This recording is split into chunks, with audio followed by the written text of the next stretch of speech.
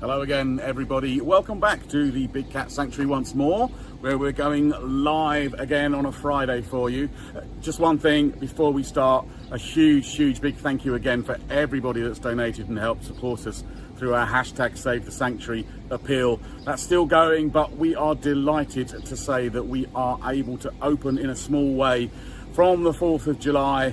Yes, we're going to be open tomorrow. Lucky adopters are coming along tomorrow to see their adoptive cats, and then we'll have our lodges, and our experience is open to a limited extent, ladies and gents, but we are managing to get back open, and you'll be able to come here and see the cats for yourself. So do get online at thebigcatsanctuary.org and you can find out about all the availability of the experiences that are happening. But today we are with the fantastic Samia.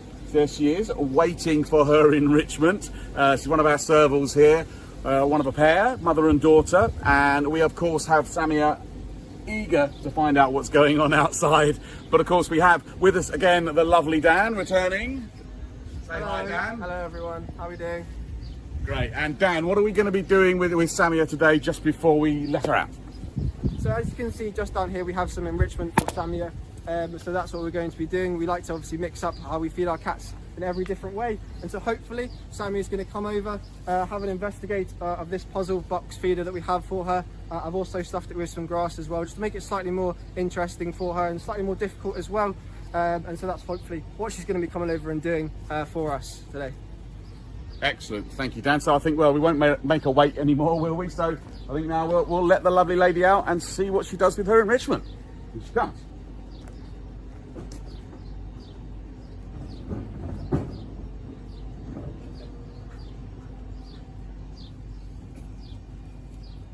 Goes. Excellent sense of smell there straight away. Straight away found that. So Dan, again, I mean, we've said this quite a few times. You can see her poking in, trying to dig out that food. She's got that first bit, but this whole point about enrichment, perhaps, you know, some of the guys are new to us on our live. Perhaps explain a little bit about why we do this and how it helps with the cat. It's the best way we can to replicate how they're going to be the best way we can to replicate how they're going to be feeding out in the wild. And so having this sort of enrichment, as you can see, she's poking her arms straight down into the holy box feeder that we have for her. So in the wild, what they're going to be doing is they're going to be coming across mice and rat holes, and so these individuals are going to be hiding down there, and so the best way that these are going to be hunting is to reach their arms down and pull the mice and rats out from down beneath. And so it's again replicating the best way as we can how they will be feeding in the wild. That's great, good to see. Keeping them active, keep replicating exactly what will be happening out in nature. So, and also I think some of the guys will be asking, what are we feeding her today here? So today she's got quail, so nice little delicacy for our servals here. And so we do feed a lot of different things for our small cats. So quail is one of their favourites, but then we also have rats, mice, chicks, pigeon as well. And so yeah, a large variety of food that we can give them to mix up their diet. Because obviously in the wild they're going to have lots of different prey items, so important to keep them nice and enriched from that as well. Lovely bit of quail, eating better than some people I know. Fantastic, Dan. And Dan, we're just to explain to the guys at home, so obviously we can see that you're in with Samia at the moment and checking that she's getting her food and feeding her. Obviously sometimes as part of our experience, ladies and gentlemen, we will have that experience on our lodge stay, but at the moment it really is only the keepers that are doing this sort of activity, so they can get close contact and they can do some health checks with the cats that we've got. For our experiences at the moment, they are limited. We're not doing our cheetah experience and we're not going in with the cats, just to keep them extra safe and healthy. So you guys can still book on and do big cat encounters and hand feeds, so that's really exciting, but we're keeping this to the trained keepers going inside, just for your information. So yeah, we're allowed to come and work in with them, and like you see, I'm wearing all of the gear at the moment, and so yeah, we can, just like you say, health checks extremely important for them as well, and so it's important that we can keep this close contact with them so that we can make sure that they're all okay and healthy. But yeah, unfortunately at the moment we can't have anyone else in with them. It is for their safety and benefit as well as ours. Great, she's enjoying her treats there, I think. Yeah. Having a good chew on that bit of quail. So Dan, tell the guys at home, some people might not have heard of servals before. Where do we find them? What are their traits? What sort of cat are they? So a serval is an African species of cat. They're quite commonly found out in those desert areas, some grassland areas as well. Kind of medium-sized small cats, so you can get slightly larger ones. They have some expert hunting methods as well. So servals are pretty amazing jumpers. So they're actually these hind legs here, longest legs in relation to body size of any cat as well. And so they can be jumping 6-7 feet into the air to catch low-flying birds, amongst other things. So again, we mentioned that they'll feed on the rodents. That's how they use their long arms to get into the rodent burrows. But also what they'll be doing is they'll be feeding and plucking birds out of the sky. So we have to make sure, and keep an eye, make sure they're not getting any breakfast for themselves around here as well. If you've just joined us, we're with Samia the Serval this morning. She's enjoying her enrichment feed. Thank you to everyone who sent in stars. Good to see some returning faces again. So Dan, do you mind telling us a little bit about a serval's ears and why they're so spectacular? They are absolutely huge, and actually again, similar to the legs, largest in relation to body size of any cat. These ears can actually move independently, so like antennae, as you will see them rotating. So if I were to walk along down that side, you'd probably see her ear follow me in one particular direction. So a serval's ears actually have 20 muscles. In comparison, our ears only have 3. And so yeah, it's extremely amazing and impressive ears that these guys do have. And so that's again amazing for hunting. And so they're going to be able to hear a rodent's heartbeat several feet underground. And so extremely impressive techniques. And then they kind of hunt in the way of an Arctic fox. And so in terms of, you might have seen on documentary programs, the foxes jump up and down onto their prey, and so servals also kind of hunt in this manner as well. So yeah, really, really impressive hearing and jumping abilities. They're actually the second most successful predator out in Africa in terms of cats. So this really small cat known as a black-footed cat actually has the best kill ratio, but servals are a close second. Amazing. Good cat facts there, Dan. Thank you very much indeed. Now, the guys might have just seen on the camera there another serval next door. So, Dan, why have we got 2 servals here? So who are they? This is Dua. So this is Samia's daughter. So Samia is 10 years old. She came to us from Parc des Félines in France. And when she came here, she bred and had Dua, who is 8 years old now. And so she's just watching on. Please don't worry, she is going to get some food later on.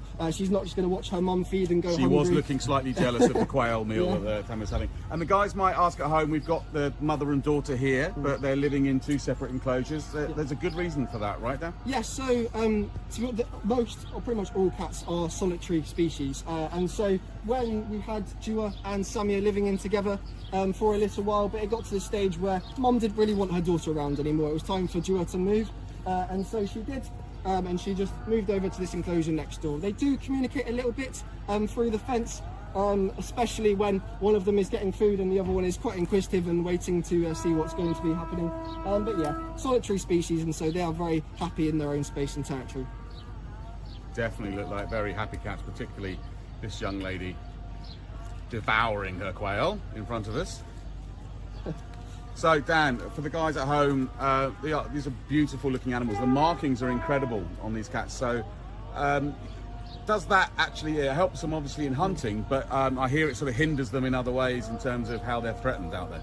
So yes, they have a pretty amazing coat, and it is something unfortunately that is kind of sought after in some trades, obviously the main one being the fur trade. And so to the untrained eye, a serval may look like a cheetah coat or a leopard coat. Unfortunately, it's going to take a lot of servals to create a coat that would be able to be used by someone, and so that is one thing that is definitely hindering them through that way. And so yeah, it is really important to be conserving them and making sure that they aren't being hunted for this reason out in the wild. Although currently at the moment I am happy to say that they are classed as a least concerned species, which is down the other end of the International Union for the Conservation of Nature's kind of spectrum. But it is as important to be mentioning that there could be problems for these cats in the future if nothing was conserving or no conservation was to be done for them. Yeah, that's right. I think we've said this before about other cats. It's a hell of a lot easier to keep them to the left side and keep them as least concern than it is to drag them all the way back from from being near extinct in the wild. So yeah, very worth putting in the effort and raising the awareness of this amazing cat. Yeah, no, definitely. So let's go into the history maybe of servals. I mean, you know, where are they found, and how are they interacting with humans out there, and what's their connection with, you know, some of the cats that the people might have at home? So servals are a lot more closely related to the domestic animals that you do have at home than a lot of the other obviously big cat species in terms of the cat family tree, and also in terms of their relationship with us.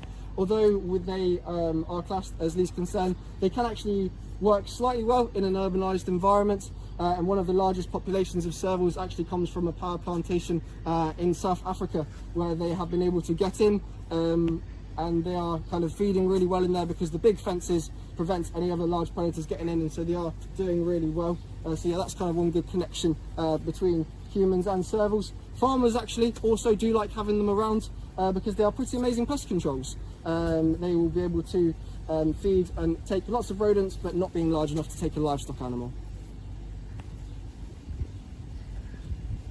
If you've just joined us, we're with Samia the Serval. She's enjoying her enrichment feed today. If you're enjoying our lives, please let us know in the comments. Give us a like, maybe share some stars. Thank you to everyone who's given us stars already. So Dan, with Samia, she's 10 years old. How is that? Is that a good age for a serval? Yes, so she is a small cat. In the wild, they may be living between the ages of 10 to 15, and so they are doing very well. She is a slightly older lady now, but yeah, no, I'd say it's still a really good age for her. She's extremely healthy and fit and active, to being now 10 years old. Yeah, so she's doing really well. Just searching for those last little bits that she might have in there. Just trying to check you haven't left any on the floor Yeah. or around, and make sure she's got everything that she needs out of today. Let's just have a little look at this little lady. You can get a nice little close up there. And she does a bit of searching. How often does Samia get fed on a daily basis, Dan? So it will be twice, and so she'll get one enrichment feed, and then she will also get either a scatter feed or a hand feed as well. Sorry, a tongue feed, don't hand feed a serval. And yeah, so she will be getting twice. We mix up when we will be giving them this feed as well, to make sure that they can't predict when it's going to be coming, and to keep them nice and active as well. Just come and check to see if there's any more that's around.